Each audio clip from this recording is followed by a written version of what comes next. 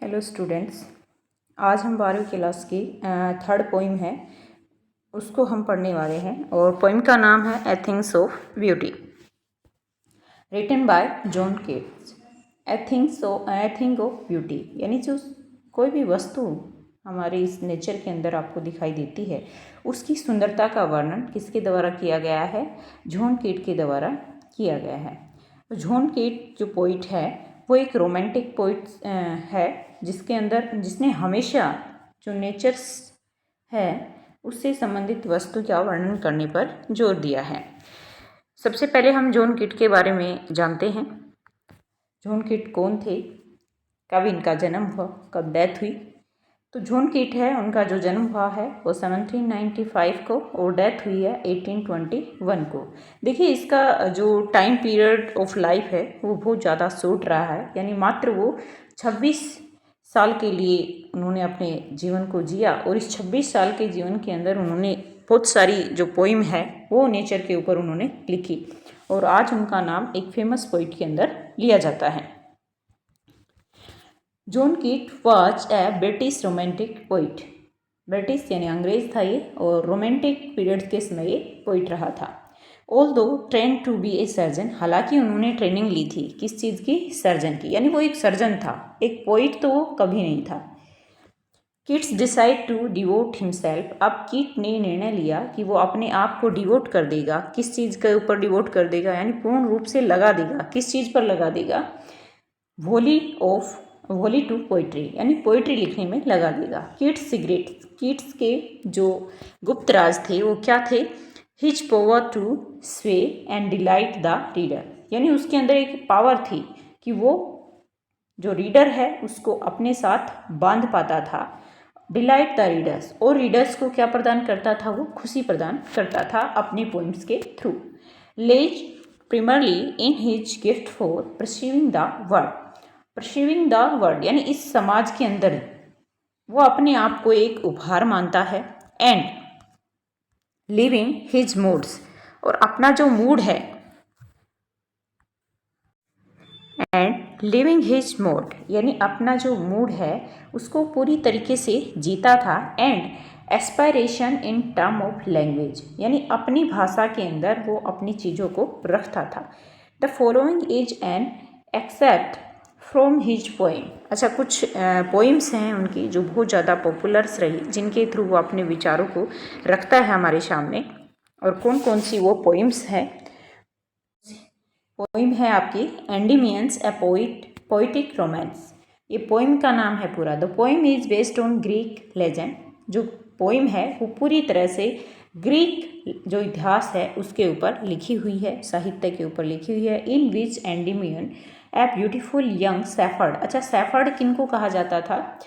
जैसे कोई भी उसका दोस्त है और उसकी डेथ हो गई है और उसकी डेथ होने के बाद उसके ऊपर लिखी गई जो भी वर्क हैं वहाँ पर वो अपने उस फ्रेंड को एज ए सैफर्ड इंगित करते थे, यानी उस पोइम के अंदर जब यूज करते थे अपने फ्रेंड को तो वो सैफर्ड नाम से यूज करते थे। यानी कोई भी मृतप्राय व्यक्ति है और उसके ऊपर कोई भी वर्क लिखा जाता है तो वहाँ पे सैफर्ड शब्द उसके लिए इस्तेमाल करते थे।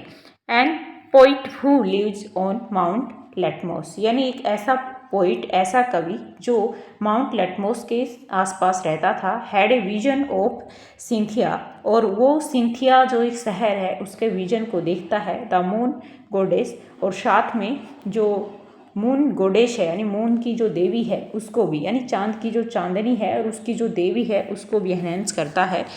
The enchanted youth resolve to seek her out and so wandered away through the forest, और वो भटकता यूथ मतलब एक जवान लड़का है जो अपने आप को ढूंढता हुआ कहाँ भटकता रहता है? जंगलों के अंदर भटकता रहता है।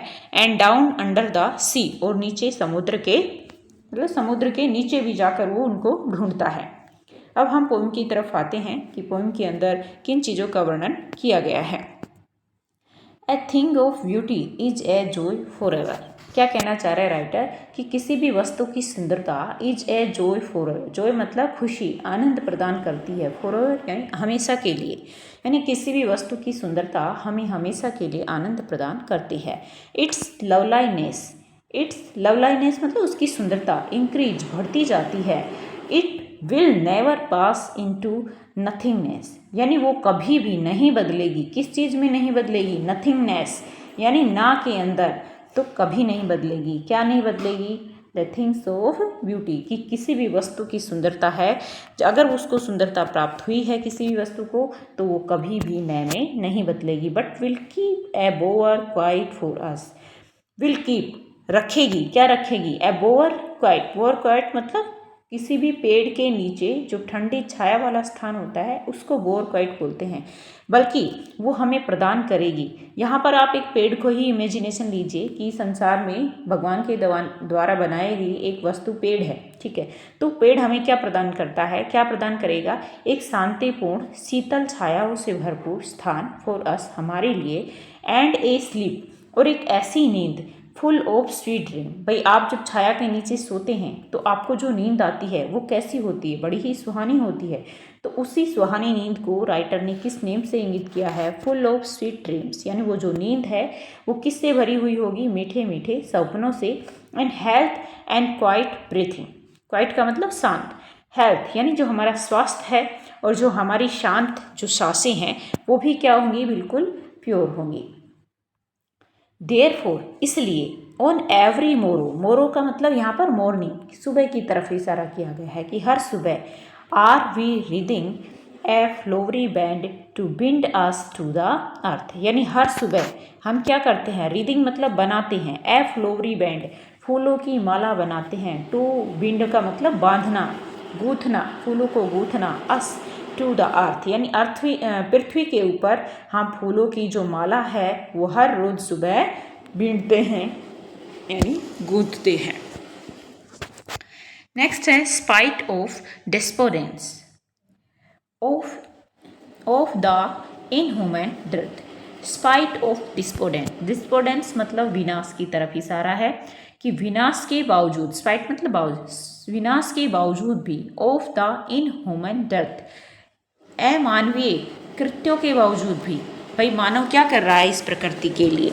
आज वर्तमान काल में भी आप देखिए तो पेड़ों की संख्या भी लगातार क्या होती जा रही है? कम होती जा रही है। अनेकों रासायनिक पदार्थों का यूज किया जा रहा है। तो इन सब चीज़ों को इन ह्यूमन डेथ के अंदर राइटर ने शामिल किया गया है कि इतने विनाश के बावजूद भी, of the inhuman death, और अमानवीय कृत्यों के बावजूद भी, of noble nature of the gloomy day, जो नेचर है वो आज भी, मतलब किसके बावजूद, देखिए कई सारी चीज़ें बताई गई हैं कि इन चीज़ों के बावजूद भी, किसके बावजूद भी? विनाश के बावजूद भी, अमानवीय कृत्यों के बावजूद भी, नेचर आज भी क्या बना हुआ है? नोबल बना हुआ है, अच्छा बना हुआ है। ऑफ द ग्लूमी डेज, और उन दुखी दिनों के बावजूद भी,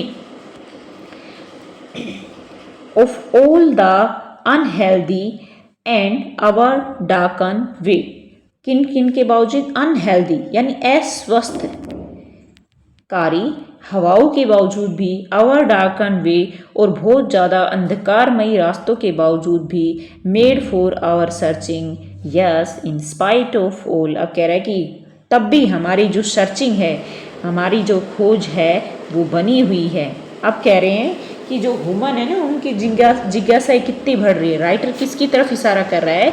कि जो आदमी है उसकी इच्छाएं आज भी नहीं रुक रही है, क्या क्या होने के बावजूद भी, कि बहुत सारा विनाश हो चुका है, अमानवीय कृत्य हो रही हैं, नोबल नेचर है और दुख के दिन आ चुके हैं, अस्वस्थकारी हवा चल रही है, और ऐसे ऐसे रास्ते हैं जो अंधकारों से भरे हुए हैं, उसके बावजूद भी हमारी जो सर्चिंग है वो बढ़ी हुई है। यस, हाँ, इन स्पाइट ऑफ ऑल, इन सब के बावजूद भी, सम शेप ऑफ ब्यूटी, कुछ जो वस्तुएं हैं उनका जो आकार है, मूव अवे द पेल, यानी हमारे इन कार्यों की वजह से कुछ वस्तुओं का आकार है वो क्या हो गया है? पाल मतलब लबादे की तरह हो गया है, मतलब उसका आकार कुछ था, होता कुछ हो रहा नहीं। अच्छी वस्तु थी वो बेकार में तब्दील होती जा रही है हमारे इन कार्यों के बावजूद। फ्रॉम आवर डार्क स्पिरिट, हमारी इन गलत इच्छाओं की वजह से ही, सच द सन, जैसे सूर्य, moon, tree, old and young, पेड़ चाहे पुराने हो चाहे अभी के हैं, स्पोर्टिंग ए सैडी बून, यानी बून मतलब होता है अभिशाप बनते जा रहे हैं हमारे लिए। क्या बनते जा रहे हैं? अभिशाप बनते जा रहे हैं।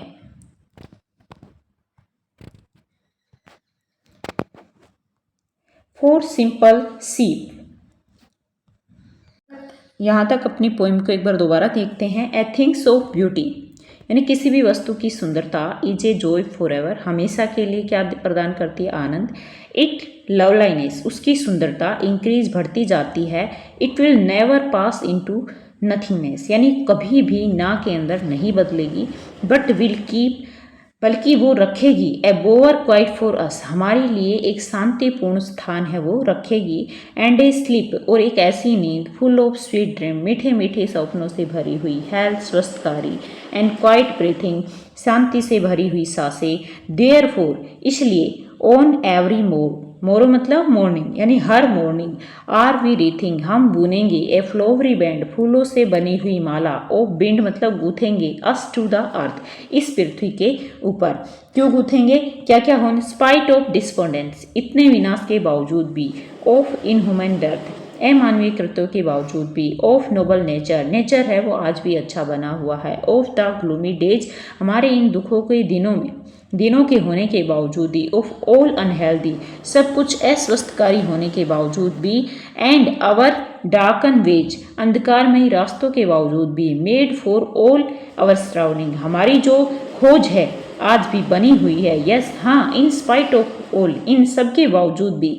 सम शेप ऑफ ब्यूटी कुछ वस्तुओं की सुंदरता का जो आकार है मुँह जवेदा पाल एक लबादे के अंदर बदल गया है यानी एक बुत के अंदर बदल गया है। फ्रॉम आवर डार्क स्पिरिट हमारी जो गलत इच्छाएं हैं। सच द सन उसकी वजह से सूर्य मून एंड पेड चाहे फिर वो ओल्ड हो या फिर यंग हो। स्पाउटिंग ए सैडी बून हमारे लिए क्या बनते जा रहे हैं, वरदान बनते जा रहे हैं। फोर सिंपल सीप सीप का मतलब भेड़ होता है। करेक्ट साधारण भेड़ एक साधारण भेड़। And such are daffodil daffodil होता है सफ़ेद रंग के फूल होते हैं और ऊपर गुलाबी रंग की कुछ कलियां सी आती है उसको डैफोडिल नरगिस का जो फूल होता है ना उसको बोलते हैं डैफोडिल। सच आर डैफोडिल यानी नरगिस की तरह हैं। With the green world they live in यानी उस हरे भरे संसार में वे रहते हैं। एंड क्लियर रील्स मतलब आनंददायी स्थिति में रहना। Clear rills that for themselves यानी वो अपने लिए बनाते हैं। क्या बनाते हैं, a cooling covert make gainst the hot season यानी हॉट सीजन गर्मी के सीजन के अंदर भी अपने लिए जो शांति है यानी जो ठंड है वो बनाकर वो रखते हैं। कौन बना के रखते हैं, डैफोडिल्स की बात हो रही है यहाँ पर।